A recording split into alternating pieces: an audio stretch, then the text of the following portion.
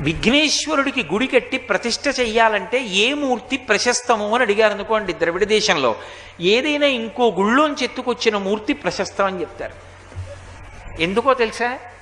మీరు ఎక్కడ చూడండి వినాయకుడు ఉంటాడు.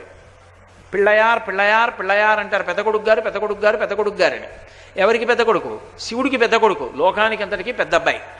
ఇంట్లో సేవకులందరూ పెద్దబ్బాయి గారు వస్తున్నారు పెద్దబ్బాయి గారు వస్తున్నారంటారు. వాళ్ళు అంత గౌరవంగా పిళ్ళయార్ పిళ్ళయార్ పిళ్ళయార్ అంటుంటారు.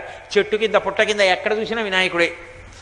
ఇప్పుడు అలా వినాయకుడిని గుళ్ళోంచి ఎత్తుకెళ్ళి ఇంకో గుళ్ళో పెడతారేమోనని ఎవరి గుళ్ళో విఘ్నేశ్వరుణ్ణి వాళ్ళు చాలా జాగ్రత్తగా కాపాడుకుంటుంటారు. మా వినాయకుడిని ఎవరన్నా ఎత్తుకుపోతాడేమోనని. అదే భక్తి. అలా దృష్టి పెట్టించడానికి ఆ సిద్ధాంతం వచ్చింది అక్కడ. కాబట్టి ఇప్పుడు ఆయన యందే మనసు పెట్టారనుకోండి, ఆయన ఏదైనా ఇస్తాడు. దీనికి అవయార్ కథలని ద్రవిడ దేశంలో చాలా ప్రఖ్యాతి. నిన్ననే ఎక్కడో చెప్తున్నాను నేను. చేరరాజు